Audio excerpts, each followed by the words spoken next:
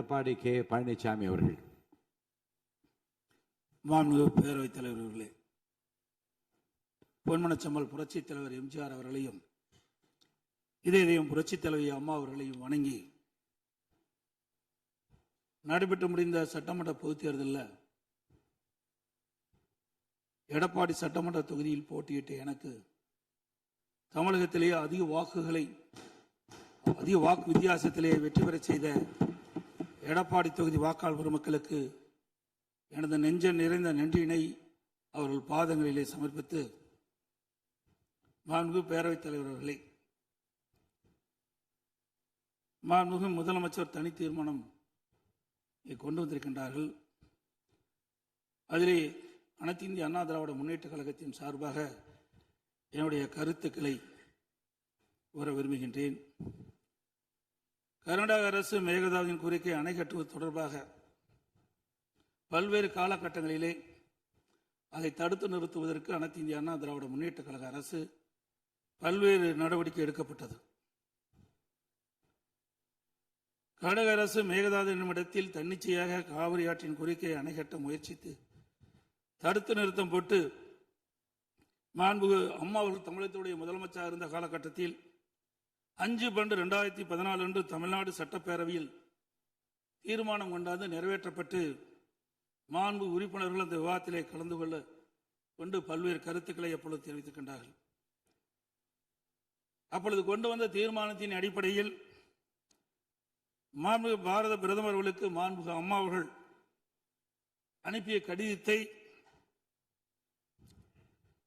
அன்றைய தினம் இருந்த தமிழ்நாடு சேர்ந்த நாடாளுமன்ற உறுப்பினர்கள், புதுச்சேரியை சேர்ந்த நாடாளுமன்ற சுமார் 55 பேர் மாண்புமிகு பாரத பிரதமர் அவர்களை 28/3/2015 அன்று சந்தித்து இந்த கடிதத்தை கொடுத்து இதன் அடிப்படையில் நடவடிக்கை எடுக்க வேண்டும் என்று தெரிவித்தார்கள். அப்போது சம்பந்தப்பட்ட துறையிடம் தற்போதைய நிலை குறித்த அனைத்து விவரங்களையும் சேகரிக்க ஏற்கனவே அறிவுறுத்தியுள்ளதாகவும் இது குறித்து பரிசீலிப்பதாகவும் அன்றைய தினம் மாண்புமிகு பாரத பிரதமர் நாடாளுமன்றத்திலே உறுதியளித்தார்கள். மேலும் மாண்புமிகு அம்மா அவர்கள் தமிழகத்தில் முதலமைச்சர் இருந்த காலத்தில் 25/4/2015 அன்று மாண்புமிகு பாரத பிரதமர்களை நேரிலே சந்தித்து மேகதாது திட்டத்தினை கர்நாடக அரசு செயல்படுத்தக்கூடாது என கர்நாடக அரசுக்கு அறிவுறுத்தபடி கோரிக்கை விளக்கென கடிதம் பிரதமருக்கு அளித்தார்கள். மாண்புமிகு அம்மா அவர்கள் முதலமைச்சர் இருந்த காலத்தில் மாண்புமிகு பாரத பிரதமரிடம் 7/8/2015 மற்றும் 14/6/2016 ஆகிய நாட்களில் நேரில் சந்தித்து மேகதாது திட்டத்தினை கர்நாடக அரசு செயல்படுத்த அனுமதிக்க கூடாது என்று வலியுறுத்தினார்கள். மாண்புமிகு புரட்சித் தலைவி அம்மா அவர்கள் மேகதாது அணை உட்பட காவிரி ஆற்றின் குறுக்கே கர்நாடக அரசு காவிரி நடுவர் மன்ற இறுதி ஆணையை மீறும் வகையிலும் தமிழ்நாடு அரசின் இசைவு பெறாமலும் எந்த ஒரு திட்டத்தையும் செயல்படுத்த உத்தேசிக்குமானால் தமிழ்நாட்டின் உரிமையை நிலைநாட்ட சட்டப்பூர்வமான அனைத்து நடவடிக்கைகளும் தமிழ்நாடு அரசு மேற்கொள்ளும் என 18/8/2016 அன்று இம்மாமன்றத்தில் 110 விதியின் கீழ் உறுதிபட தெரிவித்தார்கள். இதற்கிடையில் மாநில அரசுகள் தாக்கல் செய்த சிவில் வழக்குகள் விசாரணைக்கு உகந்ததா என்பது பற்றி உச்சநீதிமன்றத்தில் சம்பந்தப்பட்ட மாநிலங்கள் மத்திய அரசுடன் வாதிட்டன. 9/12/2016 அன்று உச்சநீதிமன்றம் அளித்த ஆணையில் இம்மனுக்கள் உச்சநீதிமன்றத்தின் விசாரணைக்கு உகந்தவை என தீர்ப்பளித்து அதன் பின்னர் ஜூலை 2017 முதல் செப்டம்பர் 2017 வரை இறுதிக்கட்ட வாதங்கள் உச்சநீதிமன்றத்தில் நடைபெற்றன. இதில் கர்நாடக அரசு 9 நாட்களும், கேரள அரசு 2 நாட்களும், தமிழ்நாடு அரசு 13 நாட்களும், புதுச்சேரி மற்றும் மத்திய அரசு தலா 1 நாட்களும் தங்கள் வாதங்களில் நீதிமன்றத்தில் எடுத்து வைத்தன. அனைத்து தரப்பு வாதங்களையும் கேட்டிருந்த உச்சநீதிமன்றம் 16/2/2018 அன்று தனது தீர்ப்பினை வழங்கியது. இத்தீர்ப்பின் முக்கிய அம்சங்கள் பின்வருமாறு: பன்மாநில நதிகள் தேசிய சொத்து. எந்த ஒரு மாநிலம் தனி உரிமை கோர இயலாது என்று நவம்பர் 1991 ஆண்டிய உச்சநீதிமன்றத்தின் கருத்து இத்தீர்ப்பில் மீண்டும் உறுதி செய்யப்பட்டுள்ளது. 1892 மற்றும் 1924 ஆண்டிய ஒப்பந்தங்கள் செல்லத்தக்கதல்ல என்ற கர்நாடகின் வாதம் ஏற்றுக்கொள்ளப்படவில்லை. கர்நாடக அரசு தமிழ்நாட்டின் பாசன பரப்பான 24.708 லட்சம் ஏக்கர் என்பதை 21 லட்சம் ஏக்கர் என குறைக்க வேண்டும் என நடுவர் மன்றத்தின் முன் வாதிட்டது.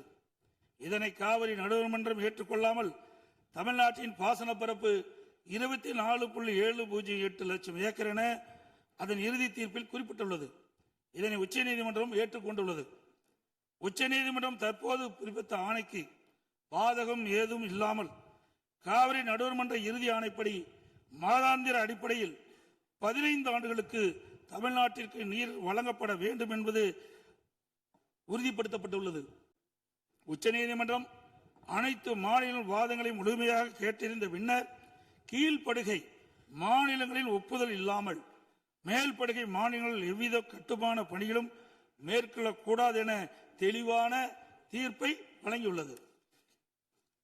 மேகதாது திட்டத்தை செயல்படுத்தக்கூடாது என்ற நமது நிலைப்பாட்டை உச்சநீதிமன்ற தீர்ப்புக்கு முன்னரும் பின்னரும் 25/2/2017, 27/2/2017, 4/9/2018, 8/10/2018 மற்றும் 2/11/2018 ஆகிய நாட்களில் நான் முதலமைச்சர் இருந்த காலத்தில் மாண்பு பிரதமர் அவர்களுக்கு கடிதங்கள் மூலமாகவும் நேரடியாகவும் சந்தித்து அணை கட்டுவதற்கான அனுமதியை மத்திய அரசு வழங்கக்கூடாது என்று தொடர்ந்து வலியுறுத்தி கேட்டுக் கொள்ளப்பட்டது. மேலும் 5/7/2017 மற்றும் 23/11/2017 ஆகிய நாட்களில் மத்திய நீர்வள ஆதாரத்துறை அமைச்சரையும் நேரிலே சந்தித்தும் கடிதங்கள் வாயிலாகவும் கர்நாடக அரசுக்கு மேகதாது அணை கட்ட எவ்வித அனுமதியும் மத்திய அரசு வழங்கக்கூடாது என வலியுறுத்தப்பட்டது. ஏற்கனவே உச்சநீதிமன்றம் பெங்களூர் நகரின் குடிநீர் தேவை உட்பட பிற பயன்பாட்டுக்காக 14.75 டிஎம்சி அடி நீரை கர்நாடக அரசுக்கு கூடுதலாக அளித்து உத்தரவிட்டுள்ளது. இந்நிலையில் மீண்டும் பெங்களூரின் குடிநீர் தேவைக்கென 67 டிஎம்சி அடி நீர் கொள்ளளவு கொண்ட மேகதாது அணையை கட்ட கர்நாடக அரசு முயற்சிப்பது தமிழ்நாட்டை பாலைவனமாக்கும் உள்நோக்கம் கொண்ட ஒரு செயலாகும். எனவே இவ்வணை கட்டப்பட்டால் தமிழ்நாடு மக்களின் வாழ்வாதாரமும் உரிமையும் கடுமையாக பாதிக்கப்படும். மேலும் நீர் பற்றாக்குறை ஏற்படும் ஆண்டுகளில் கடந்த காலங்களைப் போலவே காவிரி நீரை முழுமையாக தனது உபயோகத்திற்காக கர்நாடக பயன்படுத்தும் நிலை உருவாகும். இதை தவிர காவிரி படுகையில் மேற்படுகை மாநிலமான கர்நாடகா புதிய அணை கட்டுவதற்கான எந்த ஒரு அனுமதியும் மத்திய அரசு வழங்கக்கூடாது என்றும் உறுதிபட எடுத்துரைக்கப்பட்டது. மேலும் உச்சநீதிமன்ற ஆணைக்கு எதிராக கர்நாடக அரசின் மேகதாது திட்டத்திற்கான விரிவான திட்ட அறிக்கைக்கு அனுமதி வழங்கிய மத்திய நீர்வள குழுமத்தின் தலைவர், கர்நாடக நீர்வளத்துறை அமைச்சர் மற்றும் கர்நாடக உயர் அதிகாரிகள் மீது நீதிமன்ற அமைப்பது வழக்கு கண்டெம்ப்ட் ஆஃப் கோர்ட் எனது உத்தரவின் பேரில் 5/12/2012 உச்சநீதிமன்றத்தில் தாக்கல் செய்யப்பட்டது. மீண்டும் மேகதாதில் புதிய அணை கட்ட விரிவான திட்ட அறிக்கை தயாரிக்க மத்திய நீர்வள குழுமம் கர்நாடக அரசுக்கு அளித்துள்ள அனுமதியை திரும்ப கோரி மத்திய அரசை வலியுறுத்தி தமிழ்நாடு சட்டப்பேரவையில் 6/12/2012 அப்போது முதலமைச்சர் இருந்த நான் கொண்டு வந்த தனி தீர்மானத்தை ஒருமனதாக நிறைவேற்றப்பட்டது.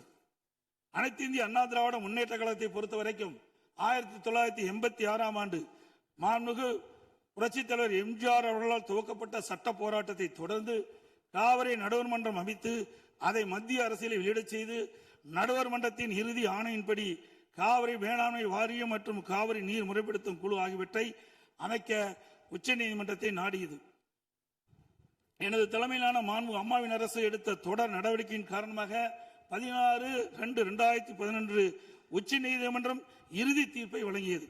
தொடர்ந்து 1/6/18 காவிரி மேலாண்மை ஆணையம் மற்றும் காவிரி நீர் முறைப்படுத்தும் குழு செயலாக்கத்தை மத்திய அரசு அறிவித்து அதனை மத்திய அரசியலிலும் வெளியிடப்பட்டது. இந்த ஆணையத்தின் பணிகளும் குழுவின் பணிகளும் முறையாக கீழ்கண்டவாறு வரையறுக்கப்பட்டுள்ளன. ஒன்று, காவிரி நதிநீரை தேக்குதல், பகிர்மானம் செய்தல், முறைப்படுத்தல் மற்றும் கட்டுப்படுத்துதல். 2, காவிரி நீர் முறைப்படுத்தும் குழுவின் துணையுடன் அணைகளின் செயல்பாட்டை மேற்பார்வையிடுதல் மற்றும் அவற்றிலிருந்து நீரை பாசன மற்றும் இதர தேவைகளுக்கு வழங்குவதை முறைப்படுத்துதல். 3, கர்நாடகம் தமிழ்நாடு எல்லையில் பில்லிக்குண்டுக்கு நீர் அளவை நிலையத்தில் கர்நாடக அரசு நீர் வழங்குவதை கண்காணிப்பது. இவற்றை தவிர வேறு பணிகள் எதுவும் மேற்கொள்ள இந்த ஆணையத்துக்கு எவ்வித அதிகாரம் இல்லை. இந்நிலையில் 1/2/2024 அன்று ஆணையத்தின் வரையறுக்கப்பட்ட பணி வரம்புக்கு அப்பாற்பட்டு மேகதாது அணை கட்ட பற்றிய விவாதத்தை 28வது காவிரி மேலாண்மை ஆணைய கூட்டத்தில் அனுமதித்தது. அப்போதைய திமுக அரசு இதனை கடுமையாக எதிர்த்து வெளிநடப்பு செய்தது குறித்தும் ஆணையம் அதன் அதிகார வரம்பிற்கு சம்மதமில்லாத மேகதாது அணை கட்டுவது குறித்த கருத்தை மத்திய நீர்வள கமிஷன் பரிந்துரைத்துள்ளது குறித்து அப்போதைய திமுக அரசின் கவனத்திற்கு நான் கொண்டு வந்தேன். குறிப்பாக 14/2/2024 அன்று சட்டமன்றத்தில் நான் எங்களது ஆட்சி காலத்தில் கர்நாடக அரசு மேகதாது அணை கட்டுவது குறித்து விவாதிக்கும் அதிகாரம் ஆணையத்திற்கு இல்லை என்றும் 2018ஆம் ஆண்டு மேகதாது அணை குறித்து பிரச்சனை மத்திய நீர்வள கமிஷன் பார்வைக்கு சென்றபோது எனது அரசு 5/12/2018 அன்று மத்திய நீர்வள கமிஷன் என்ற இயக்குநர் மீது உச்சநீதிமன்றத்தில் நீதிமன்ற அவமதிப்பு வழக்கை தொடர்ந்து என்றும் இன்னும் அவ்வழக்கு நிலுவையில் உள்ளது என்றும் திமுக அரசு தொடர்ந்து நடத்திட வலியுறுத்தியதோடு தமிழக நலன் பாதுகாக்கப்பட வேண்டும் என்பதையும் உறுதி செய்யும் வலியுறுத்தப்பட்டது. இந்த நிலையில நாம் ஏற்கனவே உச்சநீதிமன்றம் அளித்த தீர்ப்பு நமக்கு ஒவ்வொரு ஆண்டும் கர்நாடக அணையில் இருந்து 177.25 டிஎம்சி தண்ணீர் திறக்கப்பட வேண்டும். ஆனால் அவர்கள் முறையாக திறக்கப்படுவதே இல்லை. ஒவ்வொரு மாதம் நாம் போராடிதான் கர்நாடக அணையிலிருந்து தமிழ்நாட்டிற்கு தண்ணீரை பெற்று வந்து கொண்டிருக்கணும் என்பதையும் நேரத்தில் சுட்டிக்காட்ட விரும்புகின்றேன். இந்த நிலையில 2024ஆம் ஆண்டு கர்நாடகாவில் மாண்புமிகு முதலமைச்சர் சீதாராமையா முதலமைச்சர் பதவி வைத்த போது துணை முதலமைச்சராக நீர்ப்பாசனத்துறை பொறுப்பு வைத்த மாண்புமிகு துணை முதலமைச்சர் சிவகுமார் அவர்கள் 16/24 கர்நாடக பட்ஜெட்டில் காவிரி ஆற்றின் குறுக்கே மேகதாது அணை கட்ட பல ஆயிரம் கோடி ரூபாயை ஒதுக்கியுள்ளதாகவும் அறிவித்தார். அனைத்து இந்திய அண்ணா திமுக சார்பில் இதை அப்பொழுதே கடுமையாக எதிர்ப்பதுடன் அப்போதைய திமுக அரசு உடனடியாக சட்ட நடவடிக்கை எடுக்க வேண்டும் என்றும் வலியுறுத்தப்பட்டது. இந்நிலையில் கர்நாடக அரசு மேகதாது அணை கட்ட தயாரித்து அனுப்பிய திட்ட அறிக்கையில் உள்ள குளறுபடிகளை சுட்டிக்காட்டி மத்திய அரசு திருப்பி அனுப்பிய நிலையில் மத்திய அரசு குறிப்பிட்டுள்ள குறைகளை நிவர்த்தி செய்து 12/6/2026 அன்று கர்நாடக முதலமைச்சர் அவர்கள் சுற்றுச்சூழல் அனுமதியை பெற மாண்புமிகு பாரத பிரதமரிடம் மீண்டும் நேரில் ஒரு அறிக்கையை வழங்கியுள்ளதாக செய்தியில் வெளியாகியுள்ளன. இரு மாநிலங்களுக்கிடையே உள்ள நல்லுறவை சீர்குலைக்கும் விதமாக தற்போதைய கர்நாடக அரசு மேகதாதுவில் காவிரியின் குறுக்கே அணை கட்ட முழு மூச்சில் முயற்சிப்பது கண்டிக்கத்தக்கது. நீண்ட நெடுங்கால சட்ட போராட்டத்திற்கு பின்னர் நிலைநிறுத்தப்பட்ட தமிழ்நாட்டு மக்களின் அடிப்படை உரிமைகளையும் டெல்டா விவசாயிகளின் வாழ்வாதாரத்தையும் 20 மாவட்டத்துக்கு மேலாக குடிநீர் ஆதாரமாக விளங்கும் காவிரி ஆற்றில் நமக்குள்ள உரிமையை பேணி காக்க வேண்டியது நாம் எல்லோரின் கடமையாகும். கர்நாடக அரசு காவிரி நடுவர்மன்றம் 5/2/2007 அன்று அளித்த இறுதி தீர்ப்பை மதிக்காமலும் 16/2/2018 உச்சநீதிமன்றம் அளித்த இறுதி தீர்ப்பை மதிக்காமலும் தன்னிச்சையாக மேகதாதுவில் அணை கட்ட நிதி ஒதுக்கீடு செய்தும் திருத்திய தொழில்நுட்ப திட்ட அறிக்கை மீண்டும் இம்மாதம் மத்திய அரசிடம் சமர்ப்பது கண்டிக்கத்தக்கது அனைத்து இந்திய என்பதை இந்த நேரத்தில் தெரிவித்து அனைத்து இந்திய அண்ணா திராவிட முன்னேற்ற கழகத்தின் சார்பாக மாண்பு முதலமைச்சர் அவர்கள் கொண்டு வந்த அரசின் தனி தீர்மானத்தை ஒருமனாக ஆதரிக்கின்றோம். மாண்புமிகு எதிர்க்கட்சி தலைவர் அவர்கள்.